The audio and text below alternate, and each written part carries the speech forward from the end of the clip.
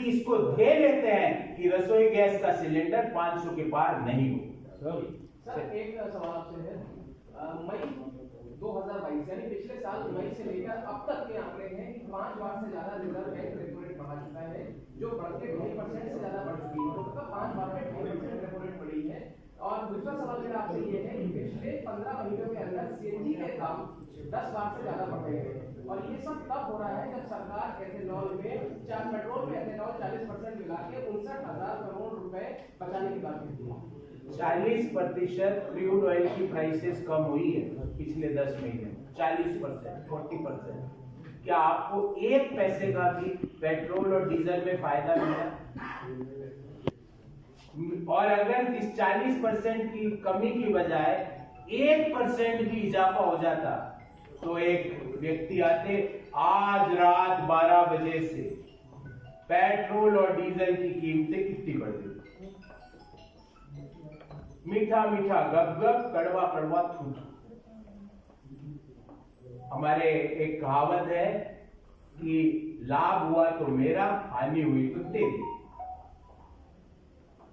अगर crude oil prices बढ़े तो कोई फायदा नहीं दूंगा, कोई आपसे और लूंगा, और अगर क्रूड ऑयल प्राइसेस घटे तो कोई फायदा नहीं दूंगा। ये कैसी इकोनॉमिक पोजीशनिंग है? और ध्यान रहे, पेट्रोल डीजल इनके लिए एक शब्द है कि भाई ये जो इनके ऊपर जो कर लगते हैं, आटा, दूध, दही, पनीर, मछली, मीट, इनके ऊपर कर जब जीएसटी के रूप में लगता है तो वो सबको इफेक्ट करता है। तो इनके ऊपर कर लगाने से तो आपका हर व्यक्ति का कंजम्पशन कम ही होगा। और कल जो आंकड़ा आया 4.4% का, वो भी कह रहा है कि ये 4.4% इसलिए रहा क्योंकि आपका गवर्नमेंट स्पेंडिंग कम हुई, प्राइवेट कंजम्पशन में कमी आई, और मैन्युफैक्चरिंग कॉन्ट्रैक्ट हुआ -1.1%। ध्यान रहे, मेक इन इंडिया, शेर, भालू, क्या क्या वो मैस्कट थे, अभी तो उसका एक लोगो भी आपको सड़क पे नहीं दिखेगा। पर 2016 को याद करिए एक बार आंखें बंद करके, दिल्ली के हर 20 मीटर पर एक शेर आता था।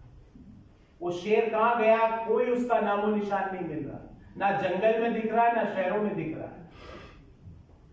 तो हाउ वी हैड रीच्ड, और 4.4% पे सरकार खामोश। रेपो रेट पे व्हेन आप कंसिस्टेंटली इसको बढ़ा रहे हो तो इंटरेस्ट रेट्स बढ़ेंगे, इंटरेस्ट रेट जब बढ़ेंगे इन्फ्लेशन बढ़ेगा, इन्फ्लेशन बढ़ेगा, वापस इकोनॉमी की जीडीपी ग्रोथ पे नेगेटिव इंपैक्ट आएगा। मतलब I don't know, reserve bank अपनी पॉलिसीज बना रहा है, भारत सरकार का वित्त मंत्रालय अपने आंखें बंद करके कोई पॉलिसी बना रहा है, महंगाई जो कि हर व्यक्ति को इफेक्ट करता है उस पर कोई बात नहीं है, बेरोजगारी को किस तरह खत्म किया जाए उसके ऊपर कोई बात नहीं है। आपको जान के आश्चर्य होगा, पिछले 12 महीने में से 9 महीने, in last 12 months, out of those 12 months, in 9 months the unemployment rate was more than 7.5%। 7.5% से ज्यादा बेरोजगारी है। Labour force participation rate LFPR जिसको हम कहते हैं, जो ये बताता है कि 15 वर्ष से ज्यादा आयु के लोग कितने प्रतिशत लोग रोजगार का प्रयास कर रहे हैं, वो 40 से 45% के बीच बनी हुई है। मतलब देश के 100 करोड़ लोग जो कि काम करने योग्य है, उसमें से लगभग 55 से 60 करोड़ लोग काम की तलाश ही नहीं कर रहे, इतने निराश हो चुके हैं। उसके बाद भी अगर कोई सवाल पूछे तो या तो थैंक यू बोलो, थैंक यू नहीं बोलो और सवाल पूछो, तो मैंने आपको एक हिरार्की बता रखी है। स्टार्ट होती है ई से, फिर आ जाती है सी पर, फिर आ जाती है आई पे, फिर आ जाती है लोकल पुलिस पे। लोकल पुलिस भी मान लो व्यस्त हो तो ड्रोन आर्मी छोड़ दो पीछे। सर, मुझे आपकी जहाँ तक सलाह मोदी सरकार मान लेती है। So my question is, you are blaming to central government because of ED, CBI and IB raid. What about Manish Sisodia? देखिए, हम पुनः कहते हैं कि आम आदमी पार्टी और दारू का क्या रिश्ता है? ये दारू आम आदमी पार्टी को क्यों नहीं छोड़ रही? एक मुख्यमंत्री तो दारू की सर्वोच्च अवस्था में पहुंचता है और विदेशी धरती पर उसको ये कहा जाता है कि आप हवाई जहाज में बैठने के योग्य नहीं। हवाई जहाज चलाना नहीं था उनको, हवाई जहाज में बैठ के अपने घर आना था। और विदेशी धरती पर हवाई जहाज की कंपनी कहती है you are unfit to fly. इसका हिंदी अनुवाद है कि बैठने लायक आदमी नहीं हो तुम। चलो साहब, हो सकता है कोई ज्यादा खुशी मिल गई होगी उनको, विदेश की धरती पे कुछ कर लिया होगा। दूसरा उप मुख्यमंत्री दारू के ठेकों का जो देने का आरोपी है, उसको आप दारू के ठेकों का सवाल पूछो तो बोले साहब मेरे तो स्कूल खोले। अरे दारू के ठेकों की गड़बड़ी और स्कूल का क्या रिश्ता है? अरे साहब मेरे लिए तो बच्चे दुआ करेंगे। अरे क्यों करेंगे बच्चे दुआ तुम्हारे लिए? दारू के ठेकों में भ्रष्टाचार तुम करो, वो बच्चे करेंगे दुआ तुम्हारे लिए। वाई? तो इसलिए आम आदमी पार्टी की पोजीशनिंग आज सिर्फ डीपीपी हो गई है, एएपी से डीपीपी, दारू प्रेमी पार्टी। और मुझे समझ में नहीं आता है, एक हिंदी धारावाहिक आता था, मैं ये उन्हें जरूर पूछूंगा कि दारू से आपका ये रिश्ता क्या कहलाता है।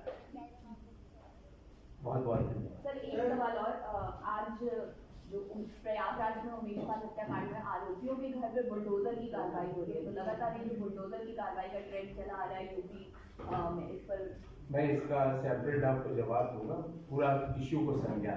धन्यवाद। सर एक आपकी पार्टी के हाल ही में जो बैठक हुई है उसके पॉलिटिकल रेजोल्यूशन से संबंधित एक सवाल आपने कहा है उसमें कि सिर्फ यूपीए ही अल्टरनेटिव दे सकती है, मोदी सरकार को हटा सकती है, विकल्प दे सकती है। कोई भी तीसरा मोर्चा इसका इमरजेंस सीधे बीजेपी को फायदा करे।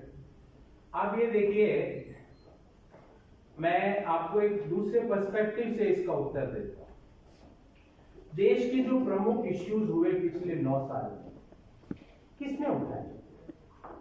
संसद से लेके सड़क तक कौन लड़ रहा है? राहुल गांधी जी के नेतृत्व में कांग्रेस पार्टी, खड़गे साहब जी के नेतृत्व में कांग्रेस पार्टी संसद में खड़ी होकर पूछती है कि मोदी जी अडानी से आपका क्या रिश्ता है? खड़गे साहब के, हमारे राष्ट्रीय अध्यक्ष के भाषण को, उनके स्टेटमेंट को हटा दिया जाता है। राहुल गांधी जी के सवालों को हटा दिया जाता है। अरे सवाल तो हटा दोगे, पर हिंदुस्तान का हर व्यक्ति ये पूछ रहा है कि ये 609 से दूसरे नंबर तक का जो गणित है, ये प्रभु एक दिन लेक्चर दो ना मन की बात में, ताकि देश का हर युवा इसी रफ्तार से बढ़ जाए। एक दो लेक्चर। और अगर आप उस दिन गेस्ट फैकल्टी को बुलाना चाहो मन की बात में, तो अडानी जी को बुलाओ। गेस्ट फैकल्टी, आज मोदी जी के, आज हमारे बीच में हमारे गेस्ट फैकल्टी है जो मेरी ओर से बात करेंगे, वो कर लेंगे, बता देंगे देश को कि ये 609 से दूसरे नंबर की अमीरी कैसे हासिल की जाती है। तो संसद में हो, सड़क पर हो, किसने सवाल पूछा चीन के ऊपर? किसने सवाल पूछा महंगाई के ऊपर?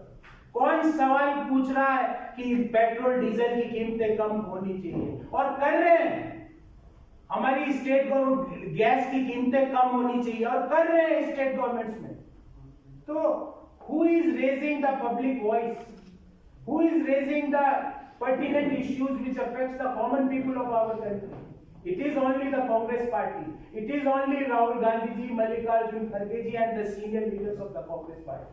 इसलिए देश के लोगों को ये यकीन है कि अगर किसी व्यक्ति में मोदी जी की आंखों में आंखें डालकर सवाल करने की हिम्मत है, तो वो कांग्रेस पार्टी, मल्लिकार्जुन खड़गे साहब, राहुल गांधी जी की और कांग्रेस के सीनियर लीडरशिप। इसलिए हम बोलते हैं, और देश का हर व्यक्ति इस बात को महसूस करता है, मानता है। इसलिए उस रेजोल्यूशन को एआईसीसी के मेंबर्स ने उसको एक्सेप्ट करके उसको आगे बढ़ाने का काम किया। लेटेस्ट अपडेट पाने के लिए हमारे चैनल क्लाउड न्यूज को अभी लाइक करें, सब्सक्राइब करें और बेल आइकन दबाना बिल्कुल ना भूलें।